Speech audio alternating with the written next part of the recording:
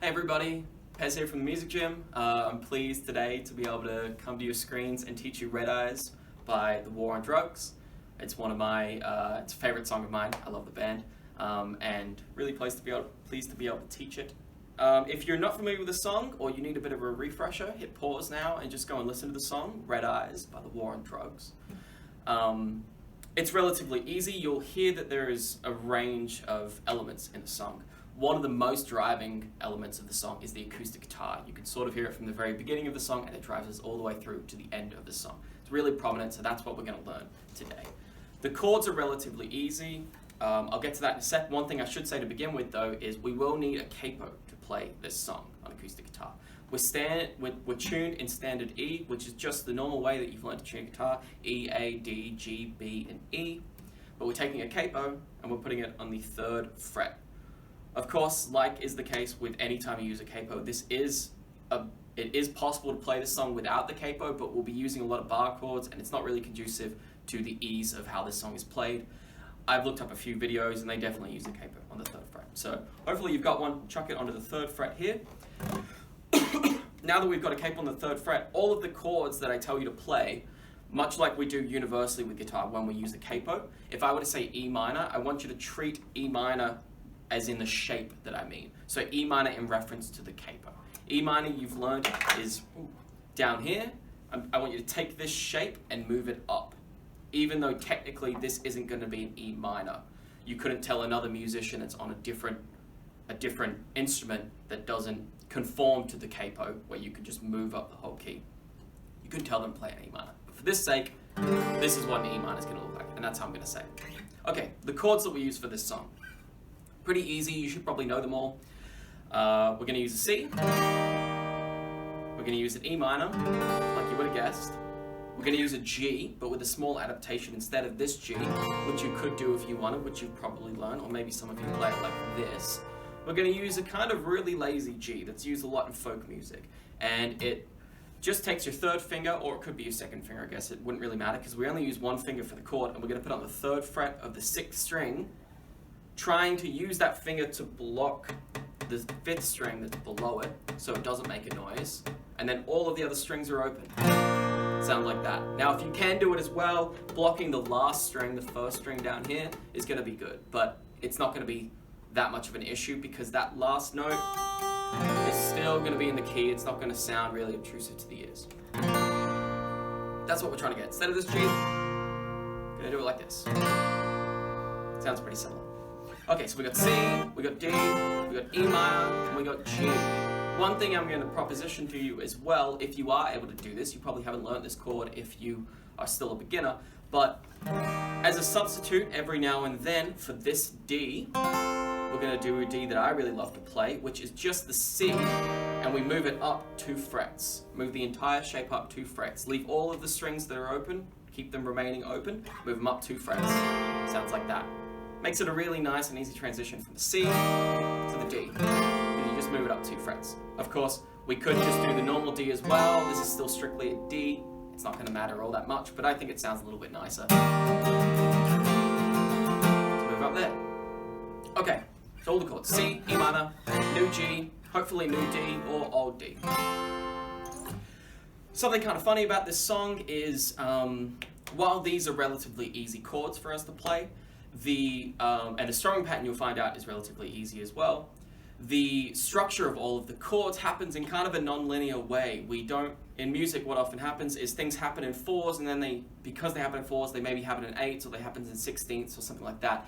This is kind of non-linear in that sense, where sometimes we play chords that finish on just sort of 3 bars, and then we play a full 4 bars, and then only 1 bar gets slotted in here and there. You'll understand what I mean as we get into this.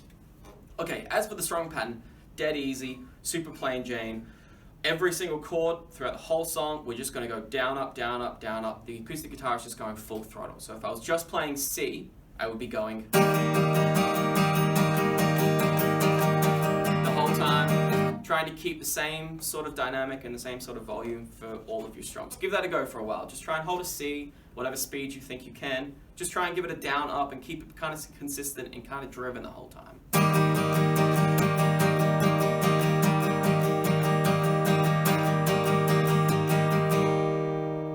Now before we get into the order of the chords, why don't we just try keeping that strumming pattern moving between two different chords, some that might be used in the song. We'll try and go from this C to the new D that we've learned, which is everything 2 frets up.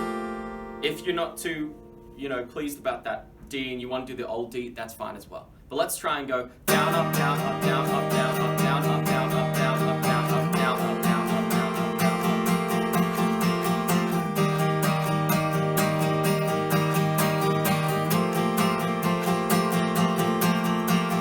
1, 2, 3, 4.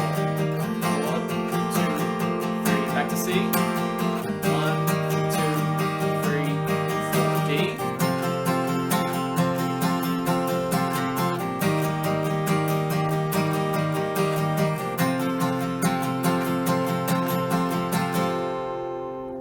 If you want to practice that for a little bit longer, hit pause, just try and move between those 2 chords, giving it the full strum.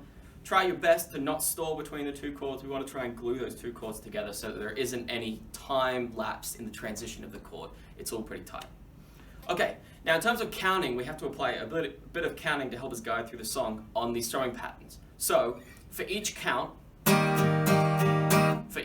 going to go down, up, 4 strums in total. 2 down strums, 2 up strums. So it would be like this. 1, 2, 3,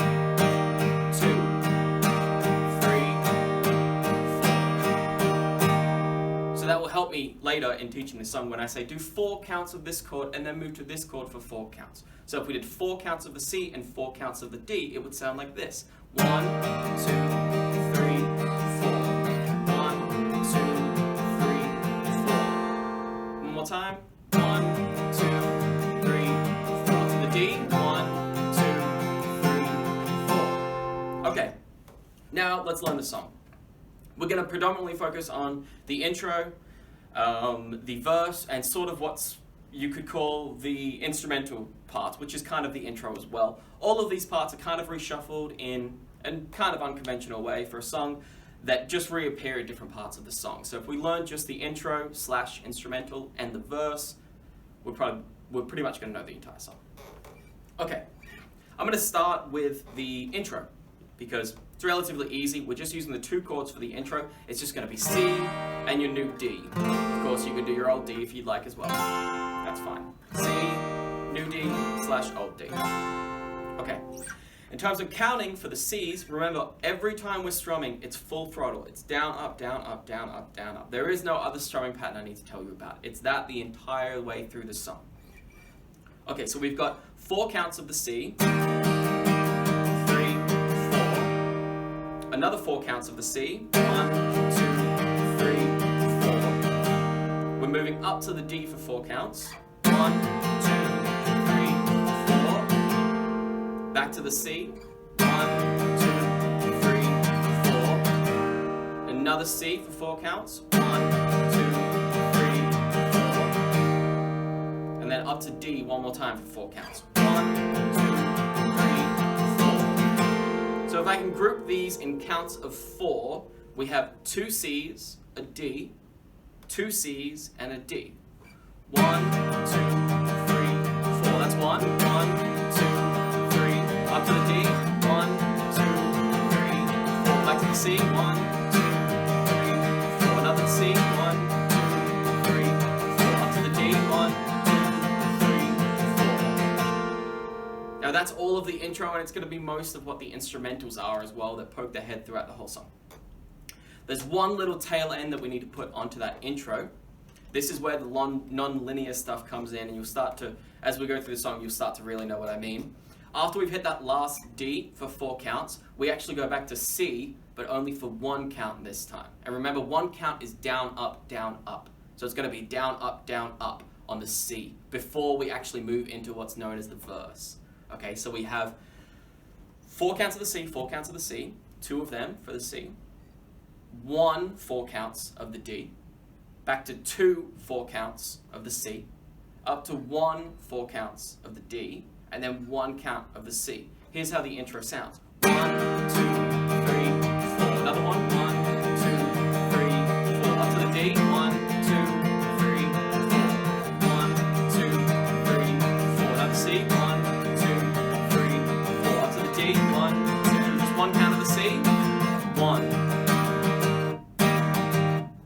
I did actually two there, one too many, but it's just one. Down, up, just like that. So we hit the D, 1, 2, 3, 4,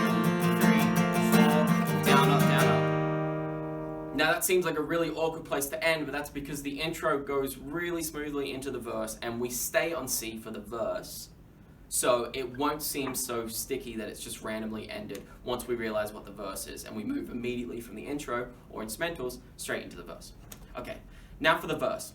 That one count of the C at the end is important, even though we're starting on the C for the verse, which you will find out in a sec when I teach that to you. It will be important for us to count like that it's just one count of the C, down, up, down, up. Now for the verse, we will come back and do all of this again. For the verse, we have 4 counts of the C, 1, 2, 3, 4. And then we have a grouping of 3 counts of 3 different chords. Those 3 different chords are going to be the E minor, the D, you can play D like this time, or you could go back to the new D that we've learned, and the G. Now because they're all 1 count each, that means they're a down, up each.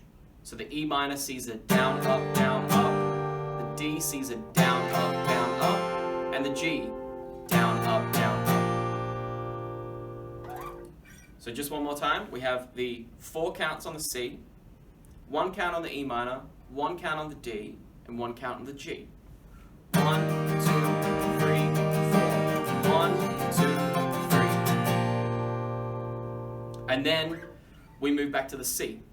And it's important that we don't follow through with the 4th count counting it on the C. It's actually really this E minor, D, and G is really just this random 3 count couple of chords that just gets thrown in there, and then we end on the 3 and we go straight back to 1. This is where the non-linear, unconventional counting sort of comes in, and it's a big part of the song. It's definitely deliberate. So we've got 1, 2, 3, back to the C for 4 counts. 1, 2, 3, 4. And then we're going to hit the G for just 1 count. 1. Back to the C for 4 counts. 1, 2, 3, 4. Now we're going to learn how all of this repeats itself. It repeats itself 4 times for the whole verse before we sort of do an intro again, which is sort of the instrumental. Okay, we have to think of this in 2 parts. The first part is 4 counts of the C. 1, 2, 3, 4. E minor, D, G.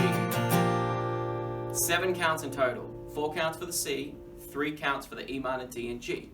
That's the first part of that verse. The second part of the verse is going to be 4 counts for the C and 1 count for the G. 1, 2, 3, 4, 1. And we end on the 1 there. When we repeat things again, and we go back to the C, because that's where our first part of the verse started out, we don't hit the 2 because we just counted a 1. It's again the same thing as this 3 count random thing that's pasted in there. It's just 1 count that's randomly put in. So that whole little second part of the verse is going to be 5 counts, which is going to feel kind of awkward to play at the beginning, but you'll eventually, if you listen to the song enough and you play it enough, you will sort of get the groove of it and you'll get the hang of it. So just putting that on repeat, I'll repeat that twice. It should sound like this. C, 1, 2, 3, 4, E minor, D, G, 1, 2, 3, 4, 1, 1, repeat it, 2, E minor, D, G, 1, 2, 3, 4, 1, 1, 2, 3, 4, 1, 2,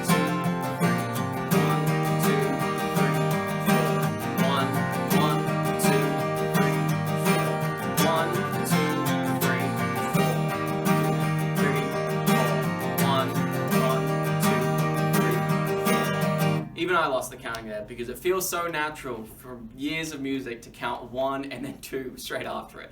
But in some instances, you don't do that. Now obviously, if the counting doesn't help you and it's better just to listen to the song if you know the song quite intimately and play along with the song, then that's how you should do it really. Listen to the song and try and play along. It's a kind of a fast speed, and if you're not ready to do it at that speed, you might need to slow it down to begin with. But if you need to play along with the song, play along with the song, okay? So we have that, and it's just repeated. So if you want to try now, maybe hit pause, and just try and put that on repeat. To reiterate one more time, 4 counts of the C, 1 count of the E, 1 count of the D, 1 count of the G. That's going to be our first half of the verse. And then 4 counts of the C, 1 count of the G. And just repeat that. That's what I just played. I'm going to do it one more time for you as well. I'll do it a little bit slower so maybe you can play along. I'll repeat it twice. 4, 1, 2, 3, 4, 2, 3, 4, 1, 1, 2, 3, 4. E minor, D, G, 1, 2, 3, 4, G, C. Okay, now in terms for the whole verse, we repeat that in that exact fashion. We do that 3 times. And on the 4th time round of doing those 2 things paired together, all of those unconventional counts and chord changes, on the 4th time, the first half remains the same. The first half, I mean, is the 4 counts of the C, E minor, D, and G. That's going to remain the same. But in place of the C for 4 counts and the G for 1 count, what we're actually going to play is the C for 4 counts and the D for 4 counts. Not for 1 count anymore. So the G used to be for 1 count, making that whole thing this awkward, uneasy 5 count chord progression or measure. Now it's going to be a stock standard 8 count. 4 on the C, 4 on the D. 1, 2, 3, 4. 1, 2, 3, 4. Sort of like what we did in the intro. So I'm going to end on that D and just put that in place of the last C and the last D. And I'll play the whole verse. So the whole thing gets played 3 times the way we know it. In the 4th time round, we do the first half the same. And the second half of that 4th round is 4 counts on the C and 4 counts on the D. It'll sound like this. 1, 2, 3, 4. E minor, D, G, 1, 2, 3, 4. 1, 1. Second time.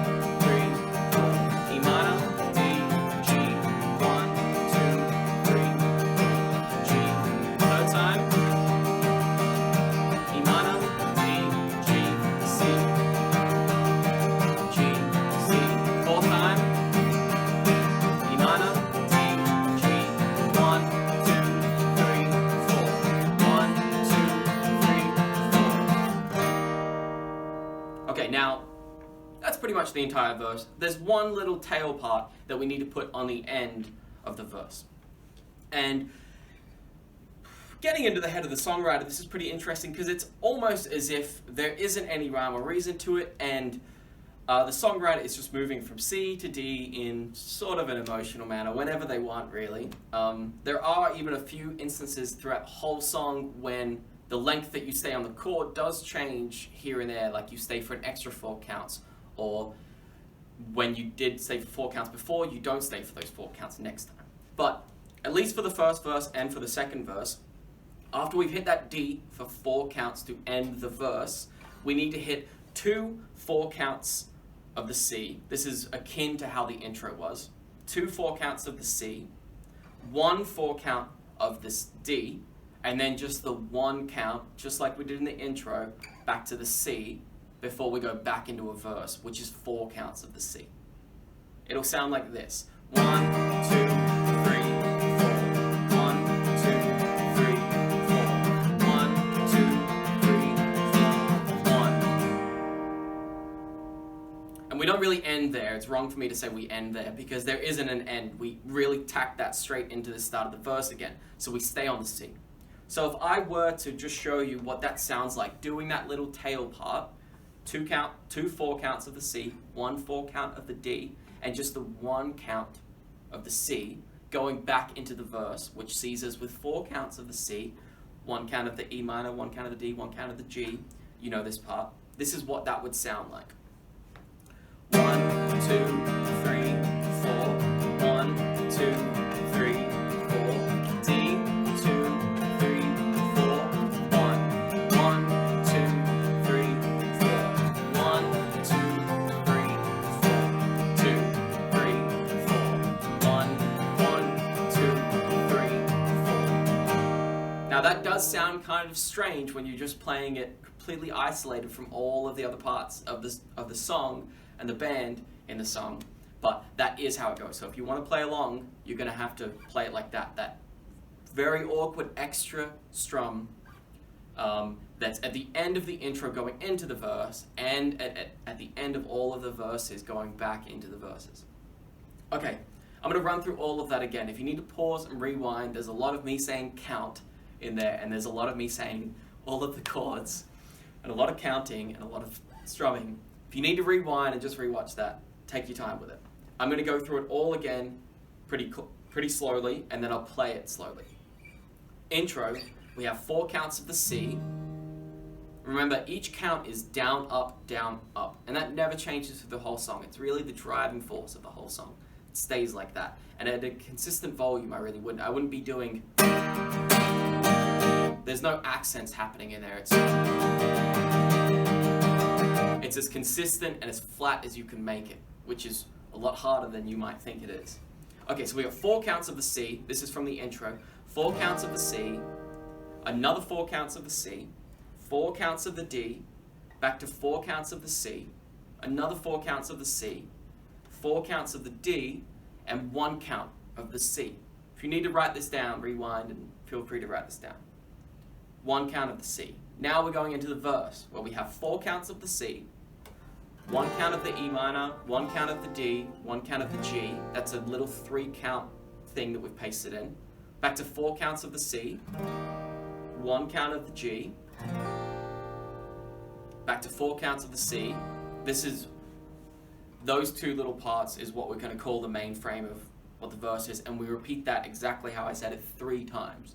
On the 4th round time of repeating that, we do the first half the same, 4 counts of the C, 1 count of the E minor, 1 count of the D, 1 count of the G, but in place of where the C and the G goes in the second half, we're going to do 4 counts of the C, 4 counts of the D, and then we have our little tail end of the verse, which is 2 4 counts of the C, 1 4 count of the D, and then just 1 count of the C before we go straight back into the verse, which is 4 counts of the C. We stay on the C, so there is no chord change there. From that awkward 1 strum, that 1 count of the C, that's at the end of the intro and the end of the verses, the tail end of the verses, there is no chord change, so it's just flies straight through. It's really smooth. Okay, I'll do my best to count and not muddle up. It's hard to count, not to 2 after 1 instinctively. I'll do my best. This is us going through the whole song. I'll do it pretty slow. We start on C. 1, 2, 3, 4.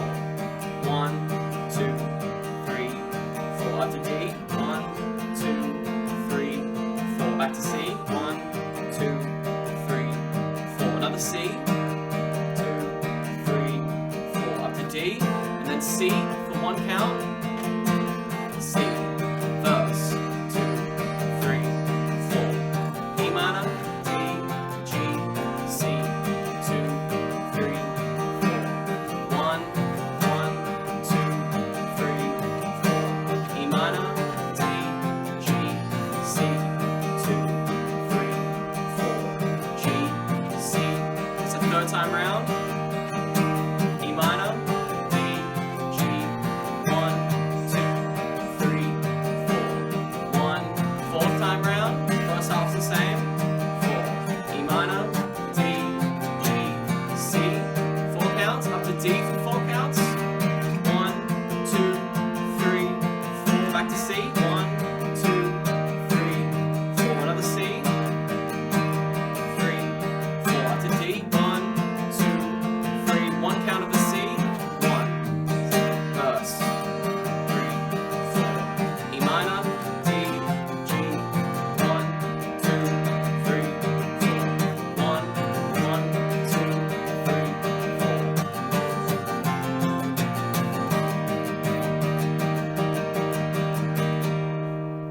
4. Okay, and that's pretty much the song. There are a few instrumentals that follow the same framework as the intro, that have a place between all of the verses.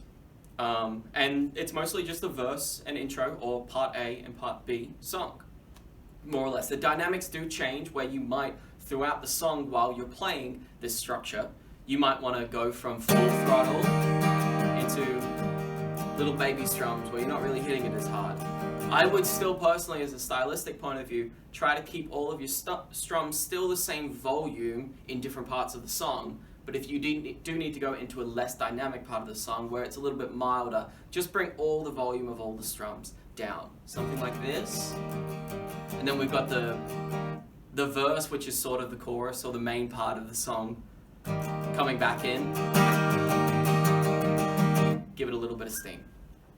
Okay, that's the song.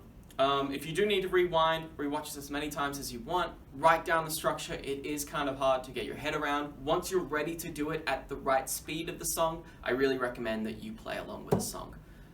It's very satisfying that you can play along with a song and you kind of feel like you're in a band, even though you're just probably sitting in your lounge room playing guitar to laptop speakers or something. But B, it is really great practice to be able to play along with a song because your timing's going to be in check. You can't fluctuate. You have to follow the song.